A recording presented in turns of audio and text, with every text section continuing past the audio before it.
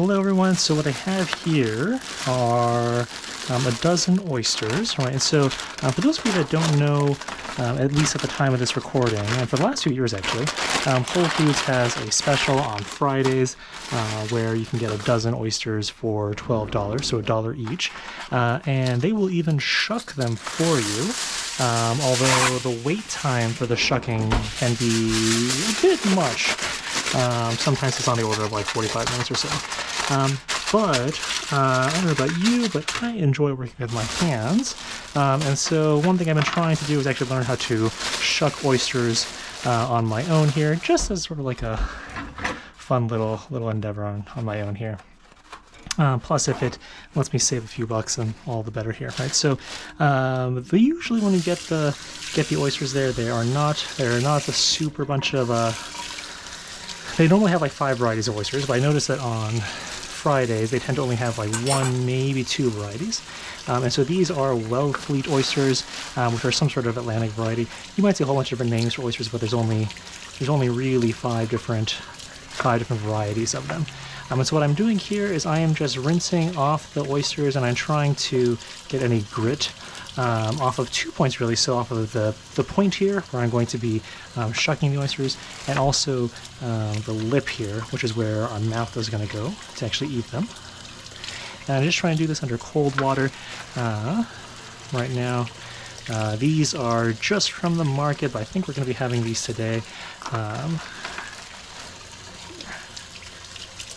So there are ways of checking to see if the oysters are bad or not. I was watching the fishmonger gather these for me from the bin. He was actually testing these as he went, so I'm reasonably confident that these are all okay, and that they haven't expired on me in like the last hour or so. So I'm just getting these rinsed off here, and I should preface this by saying that I am no expert on shucking oysters, right? So you'll see me painfully slog through these. One thing to note that this might be a little bit conspiracy theory on my part. I feel like the shape of the shells you get from the supermarket, or at least during these discount days, are not the best. And so what I mean by that is that these they feel a little bit flaky on me. The shell often seems to delaminate on me. It might just be my technique, but it was just a food for thought there, right? Okay, so what I got here is like a cut-resistant glove. It is not cut-proof. Nothing will ever be cut-proof or puncture-proof. I don't know what you want to call it. But this just, I don't know that I really need it, because this is not an especially sharp knife, but it gives me proof of mind, peace of mind, if you will. And so I've seen a few different ways of doing this. I'm just putting a little paper towel here to just give myself a little bit of a bed here. Basically what I'm going to do is I'm going to put so this is a shucking knife, right? And there are a few different varieties of these. Mine is a straight edge, right? So some of them are curved on the tip. Mine is not. But the idea here is I'm just going to put this between the little hinge here. I'm going to wiggle back and forth a little bit, and then we should feel it give.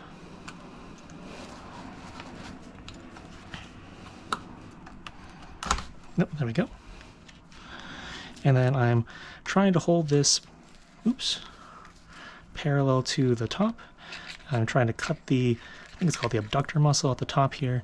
And now this should just come right off. Oops. Not quite the cleanest. So I'm keeping the cup in the same position here, because I don't want I want to actually keep that liqueur, right? And then this is just for presentation here. There's the oyster is connected on the shell, on both halves of the shell here. So I'm just trying to get this off of the abductor here. I'm going to call it the abductor, even if I'm not actually sure if that's what it is. And then what I want to see for presentation is this is just flipped upside down here. There we go, and that gives you your nice pearly surface on the top with liqueur. And off to the side here, I just have a sheet pan with some foil crinkled up so that it kind of helps, gives it some nooks and crannies for see, like that's what I mean. Like it just feels like the shell just gives way sometimes. And this I'm actually a little bit nervous about because I feel like the shell should not have given way that easily there. I might just toss this one, but this might be a good practice.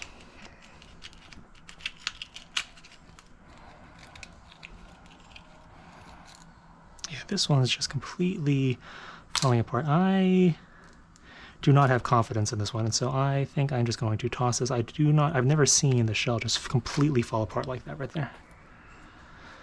Okay. And then we're just going to keep on going here.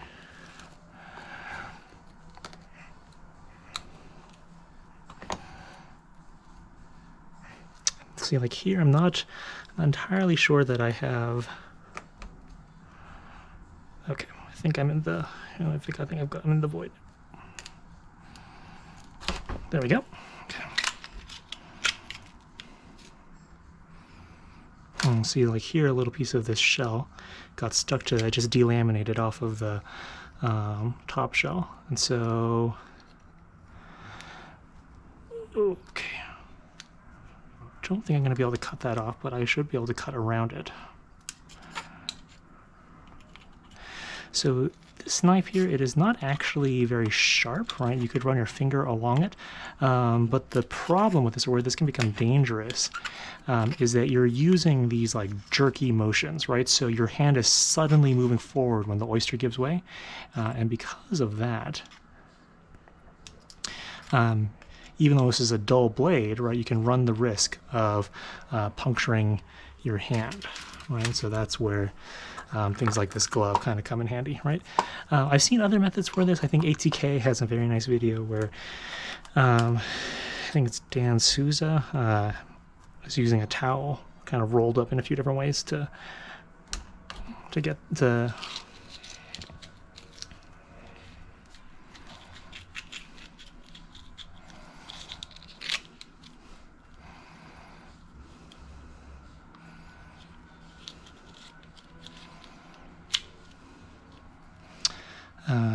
to hold the oyster in place, right? So that one actually came out pretty nicely, I think. Okay.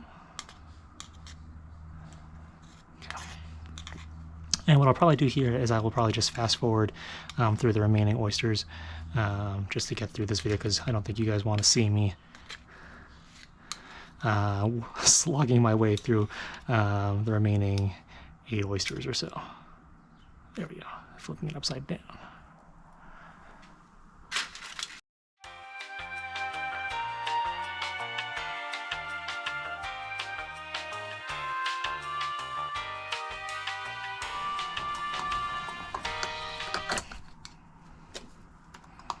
See, like, I don't know if you just saw that, like, as I was pushing him this way, I wasn't quite in the hinge, and so I just delaminated the top shells, and I think if I hadn't had a glove, like, the point of this knife would probably just gone straight into my palm here. This is one of the reasons why the towel method is so effective, but if you have a glove, I think you can play around with this just a little bit differently.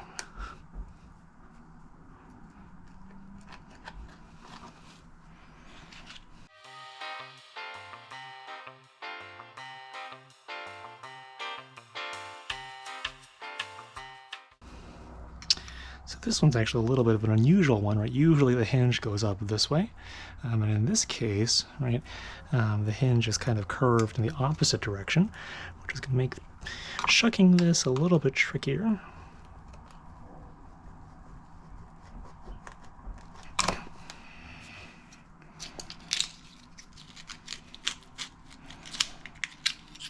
So like this one actually broke, but that is okay.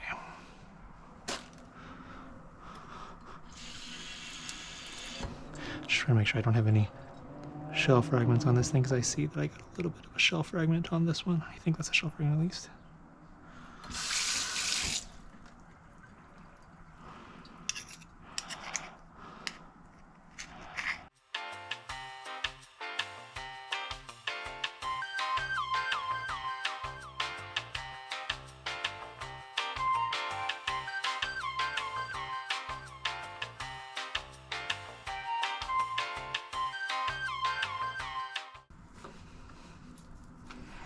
See, this is another one that is like curved in an unusual way, right? So I'm guessing So these are farm raised, so I'm guessing it's just like depending on how the oyster anchored itself in its little pen, and then from there how the neighboring oysters kind of all grew up together, and maybe this was just in the corner somewhere and kind of got into a little bit of a weird shape.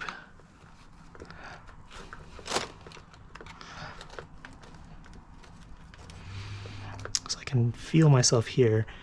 I'm trying to wiggle my knife into the groove, but what's happening here is I'm just, because of the angle of the shell, I am basically just delaminating. There we go.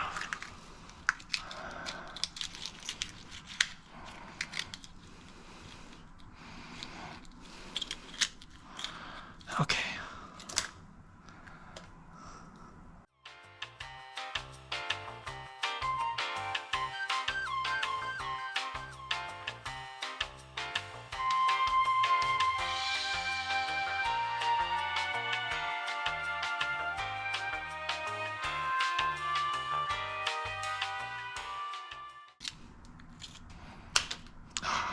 This one looks gorgeous.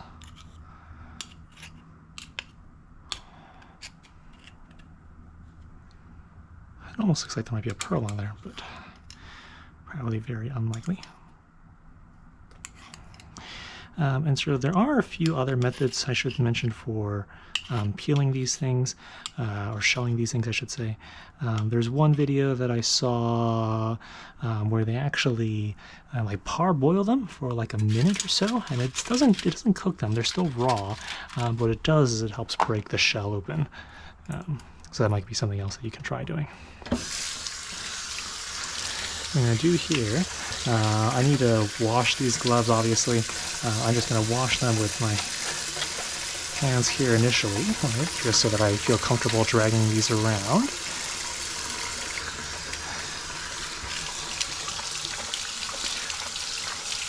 And I'll let this air dry, and then I'll wash this properly in the laundry later on. Okay, and then what to have with these things, I usually just have a little bit of lemon juice, I think. I have some cocktail sauce that we can put on here, and we also have some Tabasco, I believe. So we got this. This is one lemon. Maybe I should have gotten more lemons. Okay, that's fine. And I got some old lemons here. This might be enough, but I'll just go ahead and chop this up here.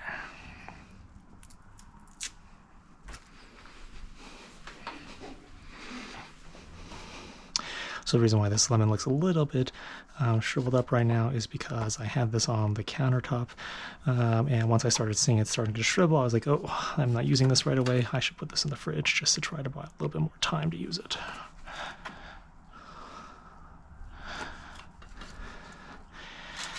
So there's actually a few different ways to cut lemons here as well. You might notice I cut the ends off here, and what that does is it gives me a little bit of a pinch point here. There's another way to do it such that I cut out the seeds as well, but I don't think we need that.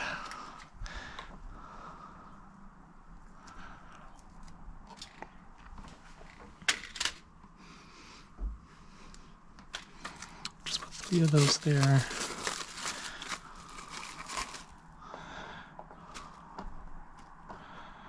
These I'll put in here, and chef's choice gets preferred oyster. I think I will take this one, which I think was the last one that we did, which I thought looked nice.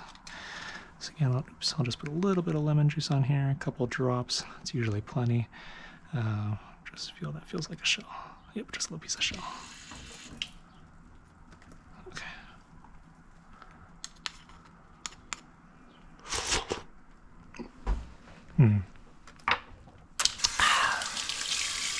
That was good. All right, I'm going to share this with my family, and after that, we'll make dinner.